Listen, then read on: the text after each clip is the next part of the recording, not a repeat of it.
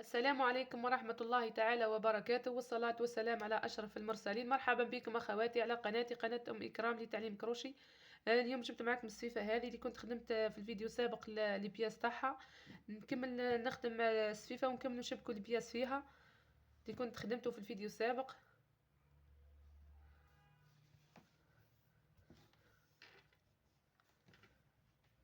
نبداو على بركة الله. قبل ما نبداو البث باك نذكركم بالاشتراك وتفعيل زر الجرس.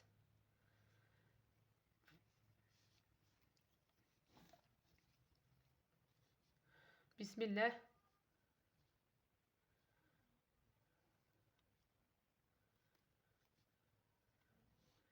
نرتفع ب20 سلسلة. 1 2 3 4 5 6 7 8 9 10 10 11 12 13 14 15 16 17 18 19 20. نرتفع ب4 سلاسل. 1 2 3 4 سلاسل في مثابة العمود، ثم نضع الخيط بلفتين ونضعه في السلسلة الأخيرة هكذا.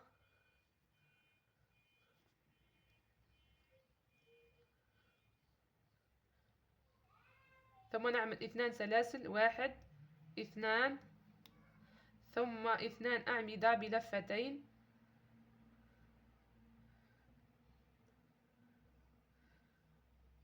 في الغرزة الموالية هكذا.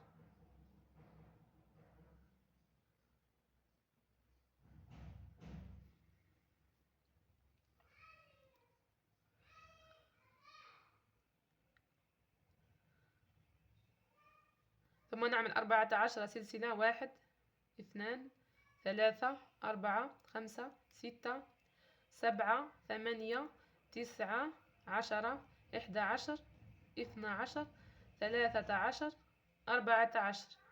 ثم نعمل خيط بلفتين ونضعه في السلسلة الرابعة. 1 2 3 4.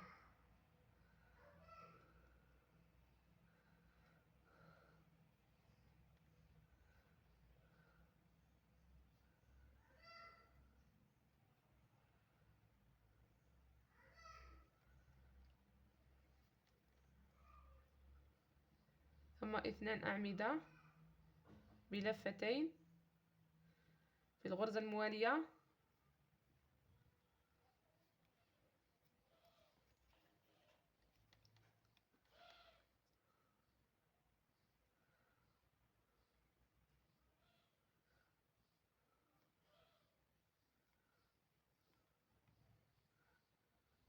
ثم 2 سلاسل. 1 2 ثم 2 أعمدة بلفتين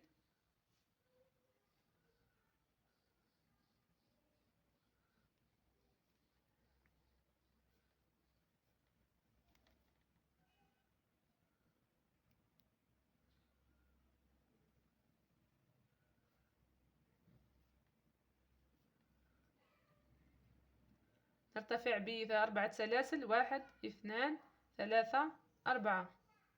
ثم نقلب العمل ونعمل الخيط بلفتين ونضعه بين صدفة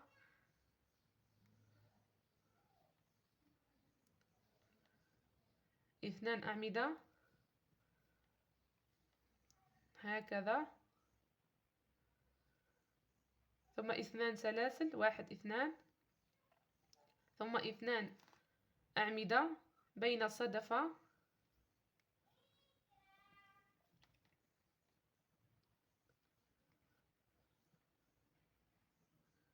هكذا.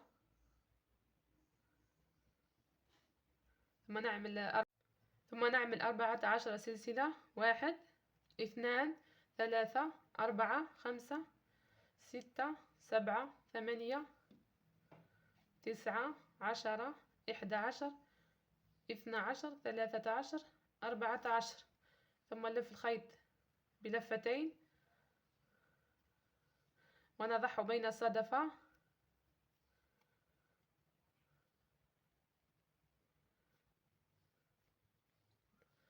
ثم نلف الخيط بلفتين ونضعه بين الصدفة 2 أعمدة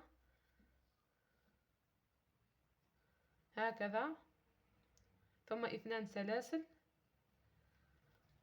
ثم 2 أعمدة بلفتين بين الصدفة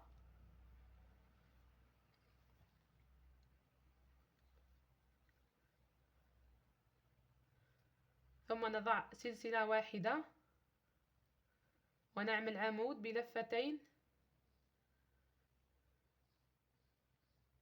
في العمود الأخير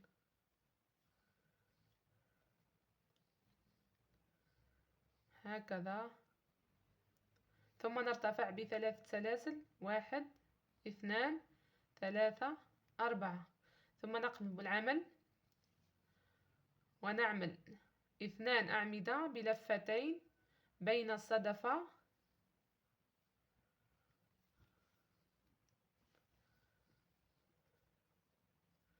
هكذا، 1 2 سلاسل، ثم أعمدين بلفتين بين الصدفة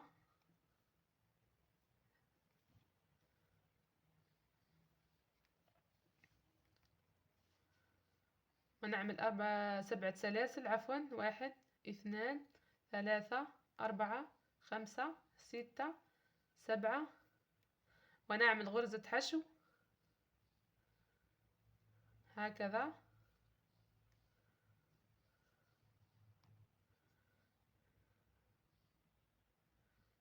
1 2 3 4 5 6 7، نعمل 7 سلاسل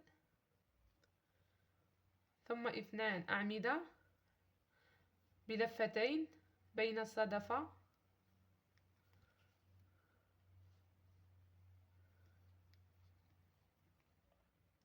اثنان سلاسل 1 2 ثم أعمدين بلفتين بين الصدفة هكذا،